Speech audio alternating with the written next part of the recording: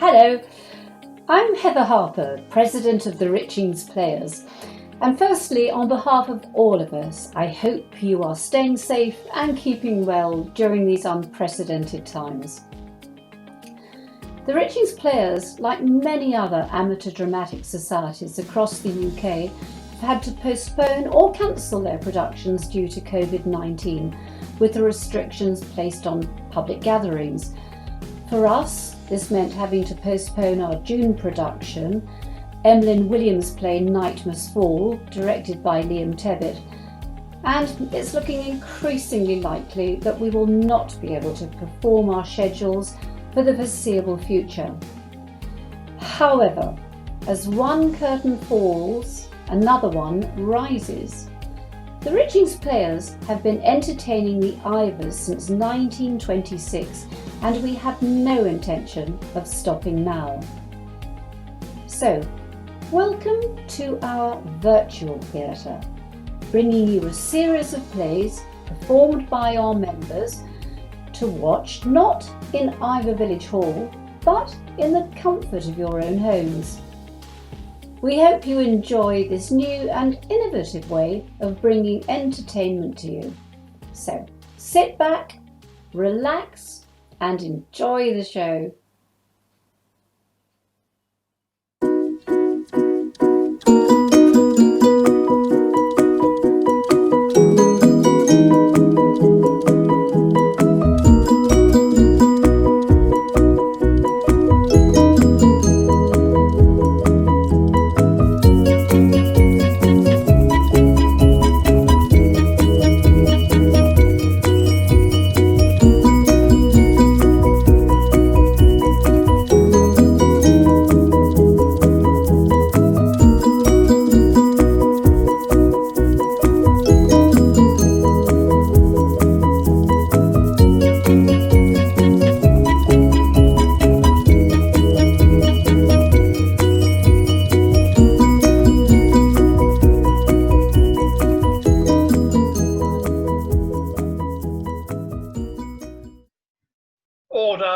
Order, please, ladies and gentlemen. Are we all here? Melissa, part of your job as secretary is to count up who's here and compare that to the list of apologies for absence. If anyone knows whether we're here or not, it's you. So, are we all here? Did Mary tell you much about being secretary to the committee, Melissa? Not really. She handed me the books for the minutes and a few pens, and she said she wished me all the best for my future on the committee. Really? Mary said that? Well, what she actually said was, good luck with that lot, I won't miss them. But I think what she was trying to say was really, well, something along the lines of... Never mind what she was really saying. I think we're all here, except for Ethel, who's having her trouble again. Oh, bless. Quite. But at least we'll get through the business without having to discuss her damn pets. George, could we have your financial overview, please? Well, aren't we supposed to agree the last set of minutes? I'm not sure I got any. Melissa? Well, I got them all typed up and copied, but I thought, as we were going to be here tonight, it seemed daft for me to run about the village posting them through people's doors. Well, yes, that makes sense, but it's just that we're supposed to get a copy before the meeting so that we can... This is an accurate copy of what Mary noted during the last meeting, was it? It just says blah, blah, blah, blah, blah, blah, with people's names written alongside it. Well, that is what she had written in the minutes book. Let's just agree the minutes and move on to George's report, shall we? Well, Hang on. Melissa, what have you got written down for the meeting so far? Not much so far. You're just going to write blah, blah, blah, blah, blah, blah, aren't you? Because we need to know exactly what was said. I mean, an accurate record, not exactly word for word, but we need to remember what was said. Yeah, I do know that. Fine. Sorry, George, you were saying? Well, I mean, the news is nothing new, I'm afraid. The loss that we made on the Chekhov season sucked up the last of the money that we made on the cheese and wine night. And Simon's one-man Shakespeare evening managed to break even. But that's mainly due to the large anonymous financial donation that we received on the last night. Any ideas where that came from? No, anonymous means we don't know and we never will, Linda. So let's just leave it at that. I'm just grateful that there's at least one person who appreciated the attempt to raise the tone of drama in the rural areas enough to pay up front. It's a shame that there weren't enough of them to fill more than one row of seats on the night. Which means that we need the next production to be a real big earner, otherwise the account is going to go into overdraft. And then we'll have to figure out how to pay the fees that we'll incur on that. Well, that shouldn't be much of a problem, much as I know that the next production is going to be the dreaded pantomime, and the masses always turn out for that. As long as we have something formulaic, puerile, and filled with shaving foam and falling down, the slobbering proles will pack the hall. We leave the shaving foam out this time. There was a real problem getting the shaving foam out the dame's costume. Oh, my aunt runs a dry cleaners in Fillingham. She could help us out with any costume cleaning that we needed doing. Really? Well, I don't know whether we could spare much from... Oh, she won't charge anything. As long as we mention her shop in the programme and that, she'll be dead chuffed to help out. In fact, I think she might have a few costumes that other groups have left in her shop. Might be worth having a look to see what she's got before we choose the panto. We could get some free costumes. Yeah, I like the sound of that. I mean, after buying the script, hiring costumes is our largest expense. If we can cut the costs on the front end, then our profits will be higher. What were the profits last year? I have to say, I didn't think it was up to the usual standard. People said it was going to be really good. Well, the script was excellent, low on smut, high on slapstick, and with just enough room for us to stick in a few local references. The problem was, I feel bound to point out, the direction. Yeah, wasn't it that new chap who took it on? Dan somebody or other. Dan Scotia, and he's not new. He's been playing the comedy link man or the dame in our pantomime for the last 5 years. You probably didn't recognise him because he didn't have any makeup on.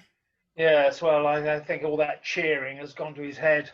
Either that or he's been eating more sweeties than he's been throwing. Either way, he came up with a delusional notion that he could direct. We, like fools, gave him the chance. Well, people came, didn't they? Yes, but people come to this year's show because of last year's show. They liked that one, so they came back again. If people don't like last year's show, they're not going to come again next year, are they? So why wouldn't they like the show? Oh, Dan just couldn't leave any part of it alone. He couldn't just direct. He had to be the dame as well. He had to take a hand in rewriting the script because he said he wanted to get back to a more traditional panto. He cut half the lines for the principal boy and girl, saying they were supposed to be straight parts and not comedy. And I'd do it all again in a heartbeat. Dan! What are you doing here, Dan? The committee haven't called you in? Oh, I'm not waiting for the call this year, Simon. I know I have to take control of the panto. Much earlier than I did to prevent the same failings this time around. And how exactly do you think you failed, Dan? Failed? Me? I did no such thing. The whole production was a triumph. The best panto we've produced in the history of the club. Yes, but the takings were don't a little talk to me bit... about the money, George. The money's not the important thing. And anyway, I wasn't doing the publicity.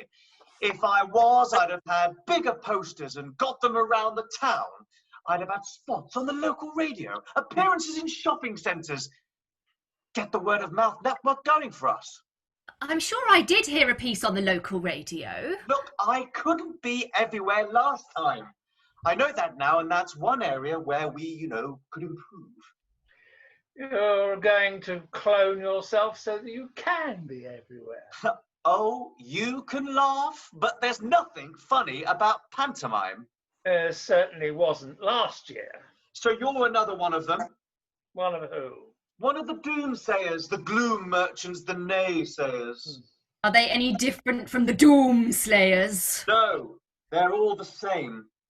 They come to me on bended knee. Please, Dan, please save the club. Give us a proper pantomime this year. I don't think anyone actually And then asked. when I do what is necessary, what's the result? Argument, hissy fits, tizzies, huffs. Resignations. I gave the club a chance to clear away some of the dead wood. The Simons weren't dead wood, Dan. They'd only joined the club a month before. You drove away new recruits that we badly need. It's not numbers we need, it's talent. Actually, Dan, what we need to do is to get through the rest of this agenda and close the meeting. I see that we've still got blah, blah, blah, blah and blah, blah to get through. And then there's any other blah. Well, that's fine. Just what we need here, a committee that disregards the need of the club to make jokes and race through a joke agenda to get to the bloody pub early. Oh, do we get to go to the pub after? No, we don't, Melissa. Dan, would you mind just telling us whatever is that's bothering you and then go? Right, yes, okay. What's bothering me? The pantomime. It can't be left to run the way it did last year. I must be given complete autonomy. But you were in charge last year. I was just the director. Look, Dan, it's been a pleasure to shoot the breeze with you and all that, but we're not here to assign the next director. We're not even planning to decide on the panto we'll be doing. So you're throwing me out? No, Dan, we are asking you to leave so that we can get on with our work. Whatever, but I don't think I'm going. Dan, this is insane. What on earth? And Simon, and I am. This is what you committee people don't seem to realise. I'm a can-do kind of guy. I see something I want, and I go for it. I find the solutions to problems, and I don't just sit and whine about them. So, what went wrong with the pantomime? That wasn't my fault. I was let down by everyone. But you're not the kind of guy to sit around and whine about things, are you, Dan? No, he grabs a gun and comes here to whine about them. Shut up. This is so typical of you people. There's an important issue here, and you waste time trying to be clever. And I can see that you don't waste time being clever. Linda, will you stop aggravating him? He's got a gun. Yeah. Where did you get a gun from? Never mind where I got it from. I want something. I get it. I told you, I'm a can-do sort of guy. Except when it comes to the pantomime, it seems. Linda! No. Let's talk about the pantomime, shall we? I mean, that's why I'm here. I put my life's blood into that production. Before we were even auditioning, I had to take the script apart and rewrite it from the ground up. Yes, you cut a lot of principal's lines. I noticed that. Principals are not supposed to be funny. They're the glamour. They carry the basic storyline. Boy meets girl, they fall in love, and so on. Girls. Yeah, I've always wondered about that. I mean, it seems a bit odd, doesn't it? You know, I mean, one girl pretending to be a boy, falling in love with a girl, then a man dressed as a woman who always seems to fall in love with another man, usually the villain. Social realism doesn't have much place in a panto, though, does it? And otherwise, you wouldn't have fairies and genies and so on. Cinderella would be a play about child abuse and interclass marriage. Puss in Boots will be banned by the RSPCA. Oh, you could have... Oh, hang on. Jack and the Bean Sprout. Oh, where Jack restores his family fortune with a string of Chinese restaurants. Ahem. If you don't mind, I was making a point. The principals in panto don't get the funny lines. That's the job of the comedy link man or the dame. And you beefed up the dame's part quite significantly, didn't you? It had been underwritten. I just redressed the balance. And then you gave yourself the part of the dame. I auditioned like everybody else. Everyone else didn't have the advantage on being on the audition panel. Now listen, I resent Along that. with your best friend, your mother, I recall. Are you implying that there was any impropriety? Because we looked carefully at the performances of everyone who auditioned for the role of Dame. Both of them, you mean? Funny how after you announced at the open evening that you were going for the Dame's role, it was only old Frank who went for the part too. And Frank hasn't played a part with more than one line in 20 years. Which certainly had a bearing on why he didn't get the role. Oh, if that's a gun-wielding maniac, you'll have to wait. We've already got one. Watch it, George. Are we expecting any visitors tonight? Well, no, but then we weren't expecting Dan, were we? And he turned up anyway. He's a bit, well, over the top, isn't he? Amateur dramatics, they're all a bit highly strung. Do you mind, Linda? 35 years I've been in Amdram. He highly strung then. I most certainly am not. Watch this. Simon, I found the review of your Alan Ayckbourn season again the other day. Those peasants don't know what they were privileged to be drooling in front of. I should have checked out the audience ahead of time. I could have shoved half of them in front of the telly in the foyer, watching repeats of EastEnders and drinking cuppa soups while they're waiting for the nurse to bring their medication round. Thank you, Simon. Oh, he gets worked up quick, doesn't he? As you can see, the hostages are in good health and their spirits are high. I think some of them are beginning to bond with me in accordance with the well-known Stockholm Syndrome. Right. Oh, hello, Sarah. Mel, hello. I didn't know you was an hostage. Am I? I thought I was the minute secretary. What are you doing here? I'm a reporter. I'm doing a story on the hostage situation. No, never. Yeah, this could be my big break.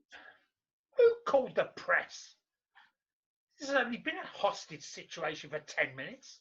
And for the record, young lady, I'm not bonding with anyone. Of course, some of them will naturally be in denial due to fear. I can only see one person in denial around here, Dan, and it's not me. There's only one person that could have called the press. It was you, wasn't it, Dan? Of course it was me! I'm no stranger to the notion that I have to do everything myself. I notified the media that there would be a dramatic hostage crisis situation unfolding here in our humble village hall. National TV coverage should help you understand the seriousness of my feelings about the upcoming pantomime. Well, the gun was already a big clue there, Dan. The gun is just a tool, just a method of keeping your attention while I make my point. Which is what, exactly? You want to be in charge of next year's panto? Somehow more in charge than you were just director. Yes. You also said you couldn't do it all by yourself, so who is going to help you? Well, I formed a small but dedicated team that will act as my assistants in producing a fantastic panto. Well, this is great stuff. A desiccated team. That actually sounds like a good idea. A group effort will make the whole thing easier. A group effort under my coordinating influence, of course. There's no I in team, Dan. There isn't. Damn it. Just a small point. This dedicated team of yours. Yes? It wouldn't happen to be your best friend and your mother, would it? Now listen, my mother is a qualified choreographer and professional dance instructor. She's 86 and she runs Strictly OAP down at the Adult Education Centre. You play anything faster than Moon River and the sound system and she goes and has to have a lie down. Yeah, I quite enjoyed her tap routines, though. That's not tap dancing, that's a Zimmer frame. The idea of having pop tunes in a panto is really overdone, if you ask me. Yet you insisted on doing Jerry Halliwell's version of It's Raining Men as the Dame this year. Sometimes it can be appropriate to, My children were taken home. 2 old ladies fainted. The rehearsal pianist has sworn that she'll never come back. But what will this dedicated team of yours actually do, Dan? And how will it help? Obviously, my mother will have complete control over all choreography. And God help us! But that said, I will hold an overall veto, especially when it comes to the solo numbers. You amaze me. How do you spell choreography? D-A-N-C-I-N-G. Oh, duh. Oh, bugger. I've been getting it wrong then. Right, so what about your friend, Mike. Yes, Mike. Mike will do the sound and lights. The rig we use needs a complete overhaul, and Mike has a contact in the industry, that can even get us all the stuff we need for a real knockdown price. Price? Buying new equipment? With what? Well, obviously, there has to be some investment to make this project fly. Well, why don't you take your gun along to the bank and make a withdrawal then? Then, George has already told us that the pot is empty. then we can arrange an overdraft. I tell you, this is going to be the greatest show we have ever produced. No cost is too great for that. Actually, anything over 250 quid is too great. Oh, no, it isn't. Oh, yes, it is. Oh, no, it isn't. Oh, yes, it is. There, didn't I tell you? Bean counters holding me back. Magic beans, Dan. Look, Dan, money notwithstanding, you told us that your henchmen... Assistants. Oh, whatever. What are they going to be doing? What does that leave for you? The directing? Well, obviously, I'll direct. I'll probably take a role myself. I want to be involved in the set design this year. Last year, they were way off. I have to have a run through the script to get it up to par. I need to talk to the print company this year about the posters. They were far too late last time. And don't get me started on the class of programs. We'll need much better this year. The last ones were way too cheap looking, if you ask me. Oh, now steady on there. It's behind you. Don't you feel you're taking on a bit too much, Dan? If you want something to get it done, give it to a busy person. Oh, that's a good quote. Who said that?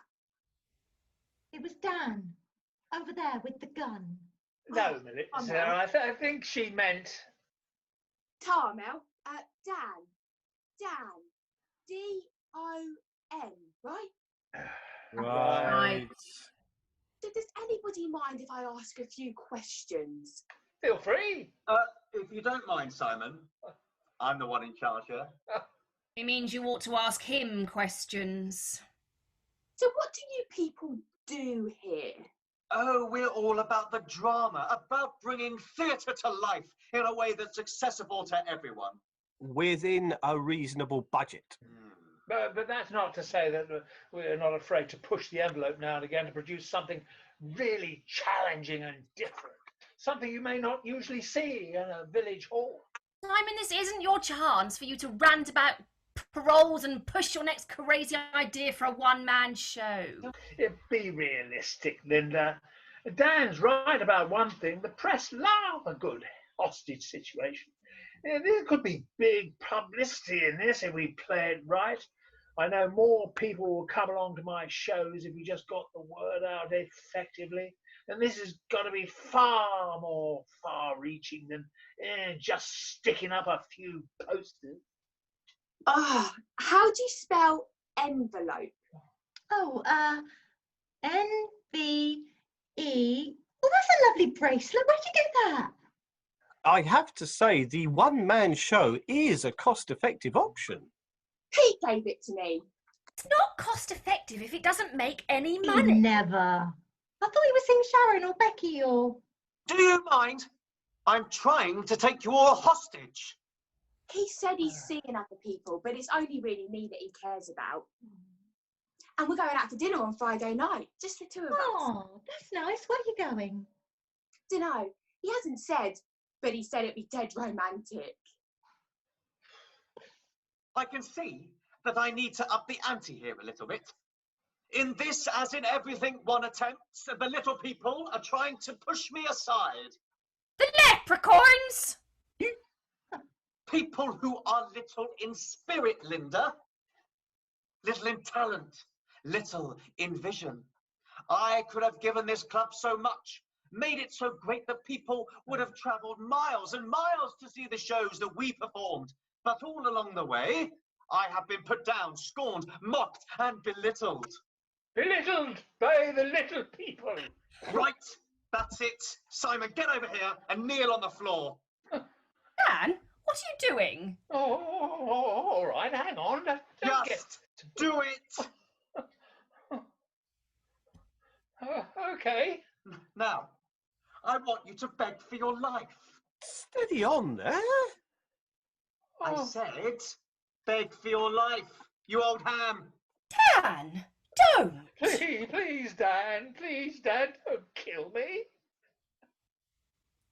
Should I be writing this down? Oh, would you give me a copy? Beg. Can't you do better than that, darling? Dan, I'm begging you, please don't shoot me. Think of my family. You don't have a family. George! Well, he doesn't, does he? His father died years ago. He never speaks to his mother. He's not married. Thank you so much for that, George. You will beg me to spare your life, or I'll use this and blow your bloody head off. Oh, do you think he really will? I'd hate to get blood on these jeans. It'd be murder to wash out. Oh, you just have to pour a little white wine on it. That stops it staining. No, that's red wine. No, red wine would make it stain worse. No, I mean you use white wine to get out red wine stains. You rinse blood with cold water because the hot water sets the stain. Oh, that's right. I remember now. Have you had enough yet, Dan? I can't believe you would even screw up something like this when I'm holding a gun to your head. All I have to do, all you have to do even, is to beg for your life. It's the easiest thing in the world. I just don't understand what you want from me, Dan. Oh, of course you don't, Simon. It was utterly foolish of me to think that you would. Here, I'm going to have to do this myself, just like everybody else. Get up. You're the gun hostage taker now. I'm the pleading hostage. Oh, God. Please, please, I'm begging you, for pity's sake, don't kill me. There's so much still to live for, and you have to remember, it's not just my life here. If you kill me, you'll become a fugitive and hunted across the land without mercy, never resting, never able to walk the streets in daylight without having to look over your shoulder at every corner. I'm begging you, for both our sakes, don't pull that trigger while you still have a choice. Choose life. Dan, I think the hostage situation is over. It's not over until I say it's over. And while I'm holding this... Oh, damn. Simon, dear old chap, could I have my gun back, please? No! You'll never take me alive! What an extraordinary evening. Was that it? No more hostage thingy? Looks that way. Oh, shame. That'd have made a really good story if you'd actually shot someone. Not really, look. Oi! My bloody jeans! Well, there goes our free publicity. They're not going to be very keen on reporting future productions either, I bet. Well, I don't know about the rest of you, but I'm not in favour of another panto for at least several years. Oh, come on. At least Dan's showing a bit of passion for it. Yeah, and at least he remembered a gun this time. Yes, well, what about the year he wanted to play buttons and he threatened us with that chicken? Well, I didn't believe that we were all going to catch bird flu. Yeah, it did have a red beak. Oh, bless. I think chickens just do, George. So, Melissa, have you captured all that in the minutes? Most of it. I tried my best. What have you got written down? It's behind you. Oh, yes, it is. Oh, no, it isn't. Dancing chickens, water pistol, exit down. Well, that's next year's panto all but written. Good job, everyone. Pub then? Pub. Pub.